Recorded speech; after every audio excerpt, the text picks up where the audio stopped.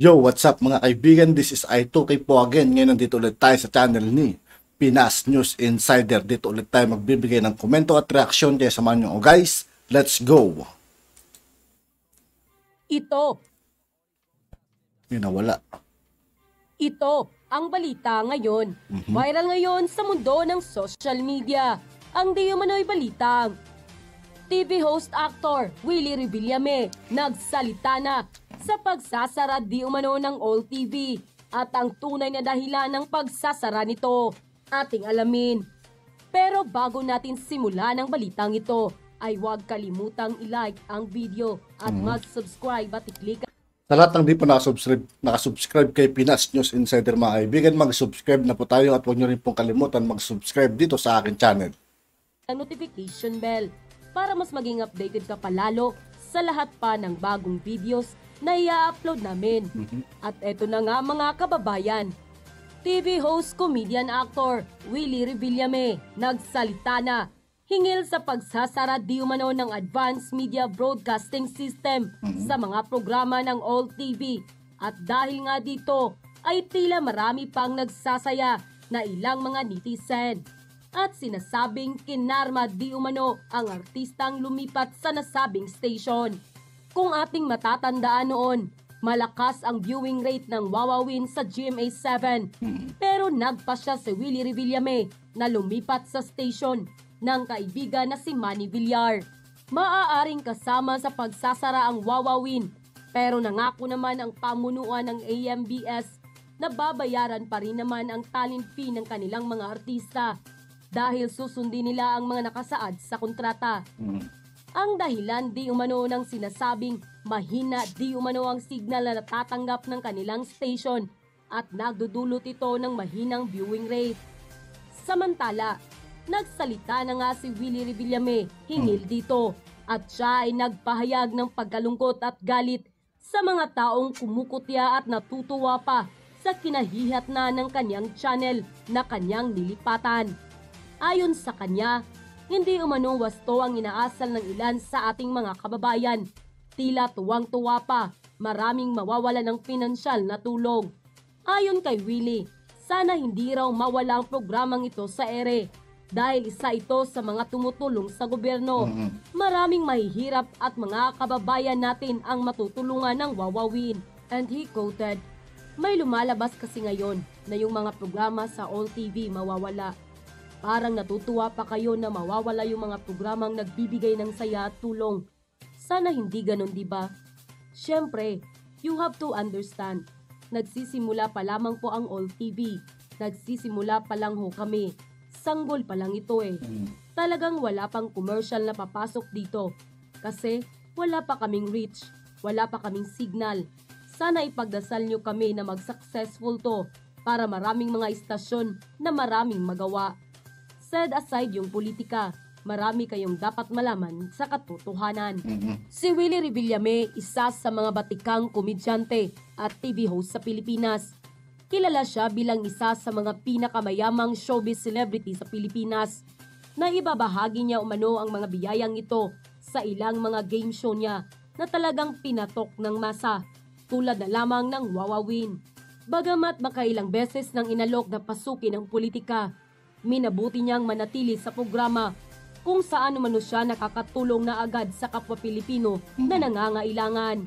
Kwinento pa nga niya ang pagtawag sa kanya noon ni dating Presidente Rodrigo Roa Duterte. Ayon pa sa kanya, pinatawag ng presidente para tumakbong senador. "Madaling araw, tinawagan nila ako.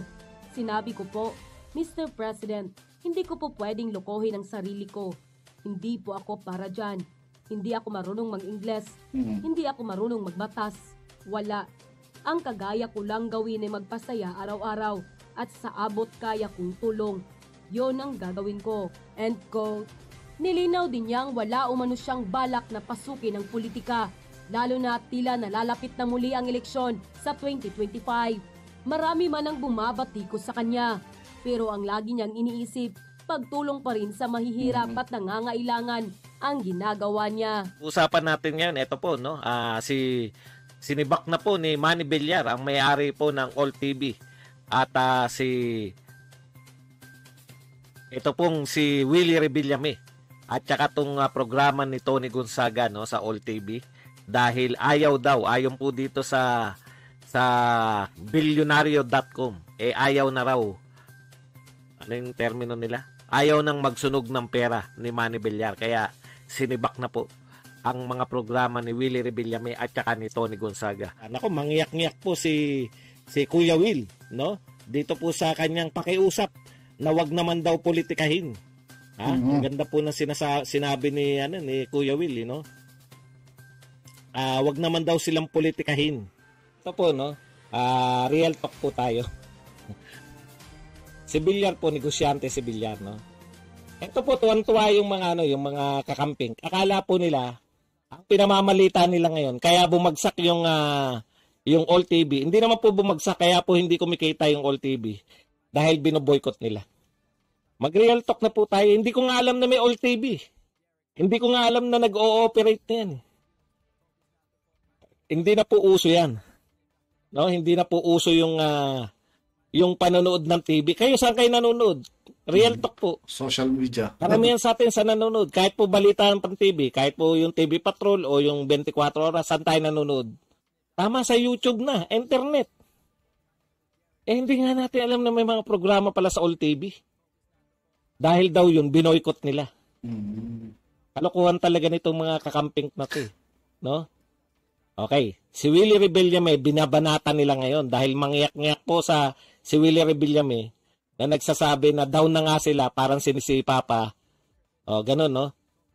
Sana, wag naman matuwa yung mga tao na bumabagsak yung yung All TV dahil maraming mga natutulungan na nabibigyan ng trabaho, etc. Banat naman agad tong mga kakamping, no? May bago na po silang kampanya, All TV na po yung kinakampanya nila. Matapos po yung sibuyas, mainit po sila ngayon sa All TV. No? Nakaamoy sila na, uy, tagumpay tayo. Ano kayo naging tagumpay? Kaya po tatanggalin na si Willie Rebillame, si Tony Gonzaga, at iba pang programa. Hindi kumikita. Negosyo po ang TV station, hindi po politika yan. Sabihin nyo ba na, po kahit na anong gawa nyo kung kumikita yung All TV, bakit po tatanggalin sila Willie Rebillame? Sa totoo lang, hindi na po uso. Ngayon, kung gusto po ninyo, suggestion ko lang, Senator Manny Villar, o dating Senador Manny Villar, kung gusto nyo kumita yan, tignan nyo po yung Channel 5. Lugi din yung Channel 5. Matagal na po yung Channel 5. Ano po ang kumikita dyan? Yung kay Rafi Tulfo.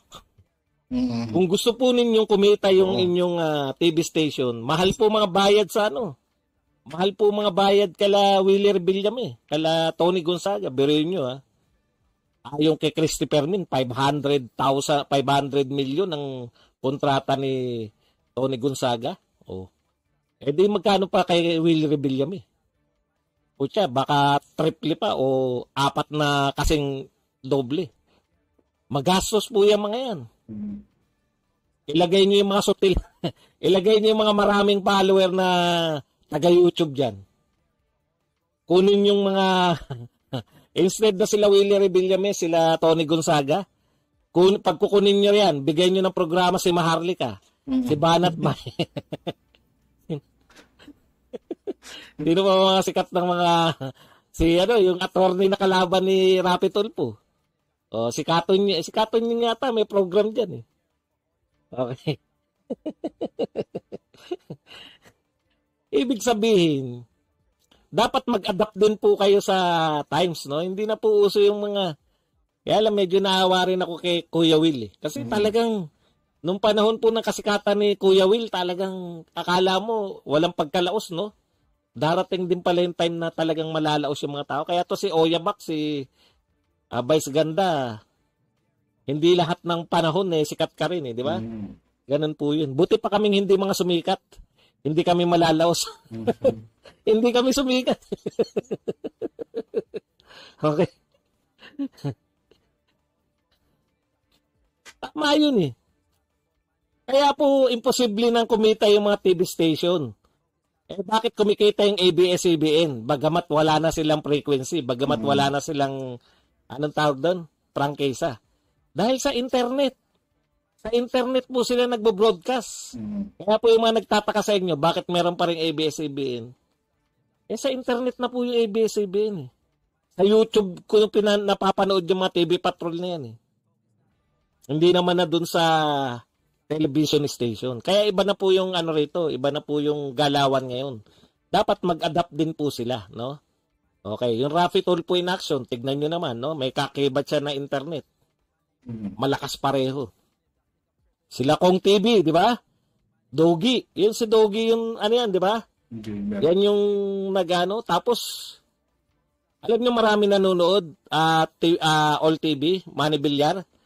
Joke lang yun sa amin, yung mga kamikunin. Ang marami nanonood talaga yung kantahan, yung bus, LS bus, yung ganun. Yan, daming nanonood dun. Tapos, bigyan nyo ako ng portion, yung mga kahit pang alas 12 ng gabi. Kutya, marami manunood sa inyo. All-star. Bigyan nyo ng chismis column chismis corner si Maharlika. Kutya, daming manunood yan. Si Banat Bay, gawin yung host ng mga sayawan-sayawan. Daming mga chicks nila Banat Bay na pasasayawin nila. Mas mura pa bayad nyo.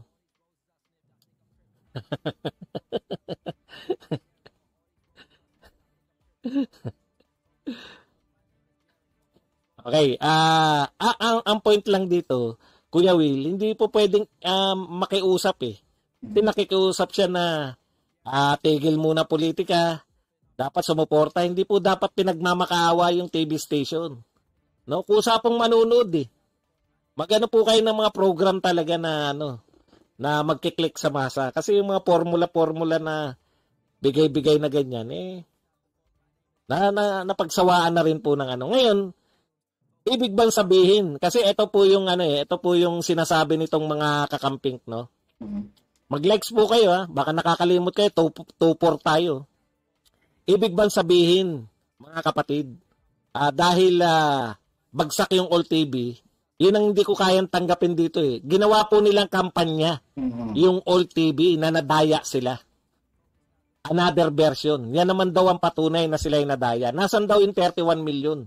Bakit bumabagsak bakit wala nanonood sa All TV? Ibig sabihin, peke talaga yung 31 million. Paulit-ulit po nila yan, no? Tapos nagpalabas po sila ng peke. Ito tignan nyo tong Vera Files. Hindi natin alam yan. Mas malaganap yung peking pinalabas ng Marcia Mortoba.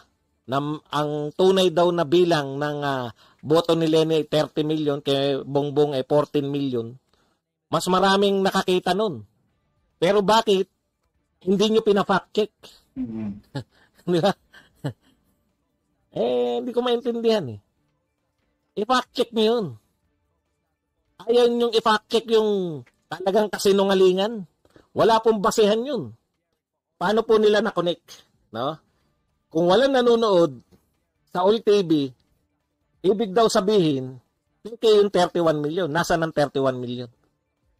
Ito hamon ko sa inyo. Total, maangas kayong ganyan Mag-EDSA, di ba? Sige nga.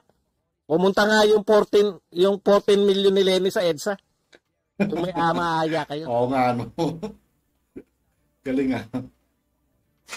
At yun nga po mga kaibigan, dito po tatapos ang ating reaction video. Muli ako po si I2K ng Sundalo ng Dunggalo at 811. Maraming salamat sa patuloy na pagsuporta. Yeah! Peace out!